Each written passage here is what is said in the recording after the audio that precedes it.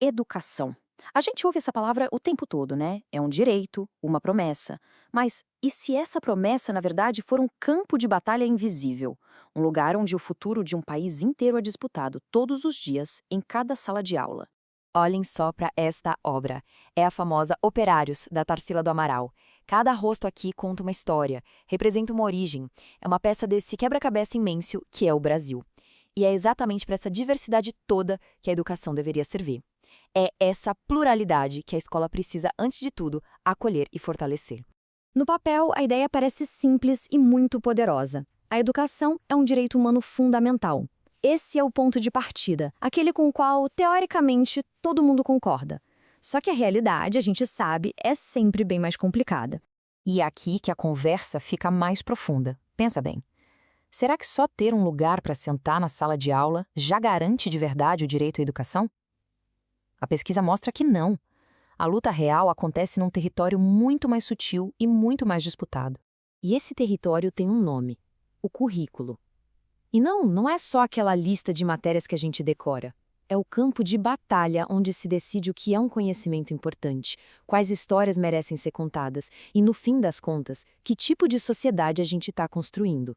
Pois é, os currículos escolares não são documentos neutros, escritos numa pedra. Eles são, na verdade, territórios de disputa política. É ali que o jogo sobre o futuro da educação que a gente quer para as nossas crianças, jovens e adultos é jogado.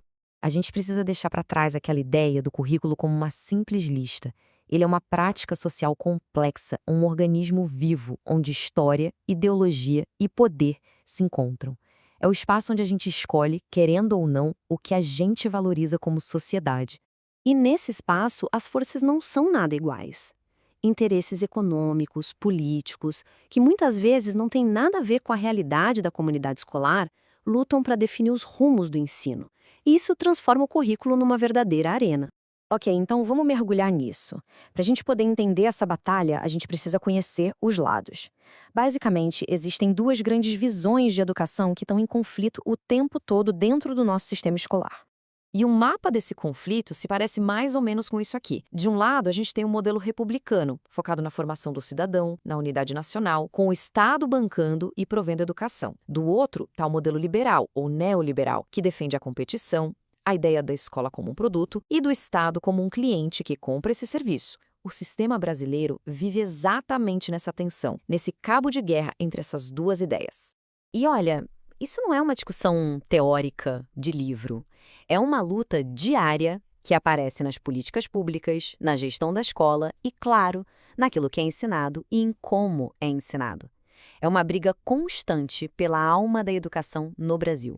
Mas qual é o custo dessa batalha, que parece não ter um vencedor claro? O que acontece quando essas duas visões tão diferentes batem de frente, sem parar, dentro das escolas? A consequência disso não é um meio-termo equilibrado, uma solução que agrada a todo mundo. O resultado é algo muito, mas muito mais prejudicial. O que surge nesse impasse é um fenômeno que os pesquisadores chamam de violência curricular. Um conceito forte, eu sei, mas que descreve bem a situação. O custo humano disso é gigante. A violência curricular acontece quando o currículo, em vez de empoderar, de dar ferramentas, na verdade, nega a chance de estudantes e professores viverem e se desenvolverem com dignidade. É o momento em que o sistema falha na sua promessa mais básica. E na prática, essa violência aparece de várias formas. Pensa naqueles currículos à prova de professor, sabe? Tão engessados que tratam quem ensina como um mero aplicador de conteúdo, desconfiando da capacidade profissional. Ou quando o conhecimento que o estudante traz de casa é totalmente ignorado, tratando essa pessoa como uma caixa vazia a ser preenchida. Isso tudo não só nega direitos, como acaba piorando as desigualdades que a escola deveria combater. Então, como é que a gente sai desse ciclo? Segundo os pesquisadores, a resposta não é achar um currículo justo, perfeito e definitivo. A solução que se propõe é algo muito mais dinâmico, mais vivo. A proposta é a justiça curricular. E a palavra-chave aqui é processo. Não é um documento pronto que se baixa da internet, mas uma construção diária, coletiva, feita pela própria comunidade escolar, com o objetivo de dar dignidade para todo mundo. O objetivo final é esse: transformar a experiência escolar numa jornada que constrói dignidade, tanto para quem aprende quanto para quem ensina, e que prepara todo mundo para um futuro mais justo. Para essa ideia ficar mais concreta, a justiça curricular pode ser pensada e colocada em prática em 3 dimensões que são fundamentais. Essas 3 dimensões são: primeiro, a do conhecimento, que é garantir que o que se aprende seja relevante para ter uma vida digna. Segundo, a do cuidado com os sujeitos, que significa reconhecer e afirmar os direitos de cada um ali dentro. E terceiro, a da convivência, que busca transformar a escola num laboratório de democracia e respeito mútuo. Essa abordagem representa uma virada de chave radical na dinâmica de poder. Em vez de escolas que só implementam um currículo que veio de cima, a gente passa a ter comunidades escolares que constroem ativamente o seu próprio caminho. A pergunta que fica é, tá, mas como isso se parece no dia a dia? Qual é a consequência final de abraçar essa ideia da justiça curricular? Significa que justiça e democracia deixam de ser só um capítulo no livro didático para se tornarem a própria cultura da escola.